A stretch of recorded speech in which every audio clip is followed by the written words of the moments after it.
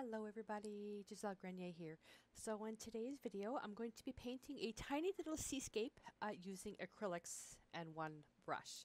So let's go on to the table and I'll show you what I have. I'm going to be using Decor Americana Premium Acrylic Paint, and I'm using Phthalo Green Blue, Phthalo Blue, Ultramarine Blue, Quinacridone Violet, Burnt Sienna, and Titanium White. Now you can prep your canvas, it's a tiny little canvas. You can prep it with gesso if you want. When painting When painting landscapes, I tend to prefer the textured canvases, but you can choose to sand it and then apply, a little bit of gesso and sand if you want something super smooth. And I've got a little round brush here, and I'm just going to come in. And first thing I'm going to do is just take some white, and I'm going to apply it everywhere. This is going to be done wet on wet. Now, I've never painted a seascape using a round brush before, so this is going to be interesting. And the goal is to create this little piece in under 15 minutes. That's pushing it. That's pushing it. So while it's wet, I'm going to go into, let's see, I'm going to take a little bit of ultramarine blue with a bit more white. And let's take a little bit of the Quinacridone Violet, get something like a little bit of a deeper sky, and come in and just X strokes like this. Just get it started, and I'm just going to, whoa, these are hard to handle. And then I'm just going to paint the edges too, because these you can, what I like with these is that you can mount them as a collage or a collaboration on a larger canvas. Ah, these are really tiny. I'm going to deepen this up a little bit more with a little bit more ultramarine blue. Now I've got the air conditioner running, so hopefully it's not going to speed up the drying time too much. I'm going to bring it down as far as I can go. And I'm not going to use any water. I'm going to take a little bit of more titanium white, and let's just come in a little bit thicker application. This would be like the clouds. Ooh, I like that. And now I'm going to take phthalo blue and a little bit of phthalo green, and this is way too much paint, but I need to build it up with something, and a speck of burnt sienna on the side, and what that's going to do is just deepen it a little bit. And I'm going to come in and let's flatten that brush. I'm going to take a little bit more burnt sienna. That's still... And you can measure this with a ruler if you want. I'm looking at the lower third, like so. Come in, and let's see if I can... I didn't quite paint that low enough. Then on that brush, I'm going to come in with the blue and take a bit more white.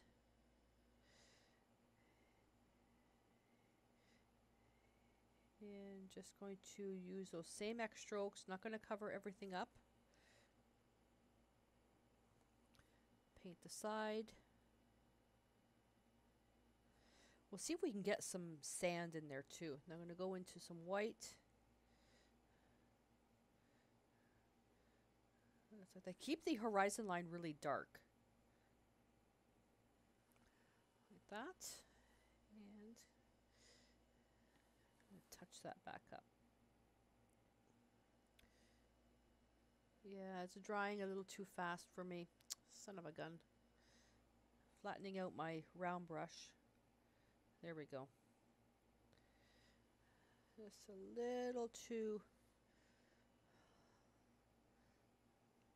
fast. But at least I can paint. I'm going to take a bit more of the white, come in here. Now I'll go into a little bit of the green, and all I'm doing is I'm just kind of overlaying a little bit of some color in here. I'm thinking of the Bahamas. That beautiful teal ocean. Now I'm going to rinse my brush. Ooh! And I'm going to go into some burnt sienna. This paint is really thick. Go into a little bit of white. And this might be a little bit too orange. Let's put that in there. That's just not bad. Ooh, I better finish that side. Get some of that sand in there. Oh, you couldn't see. Oh, I hope I wasn't off camera with everything. Oh my god, I'm so sorry. I'll paint that on the bottom.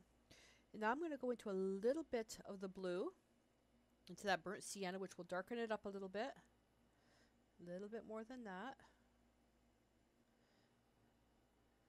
You could take burnt umber as well. Just darkening up those corners.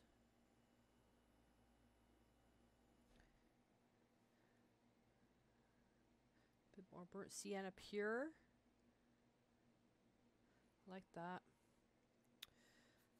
Okay, now let's see if I can do this without losing the canvas. I'm going to take that blue again and just paint the side.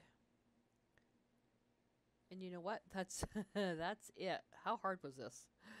The hardest part was actually holding the canvas in one spot. That was the challenge.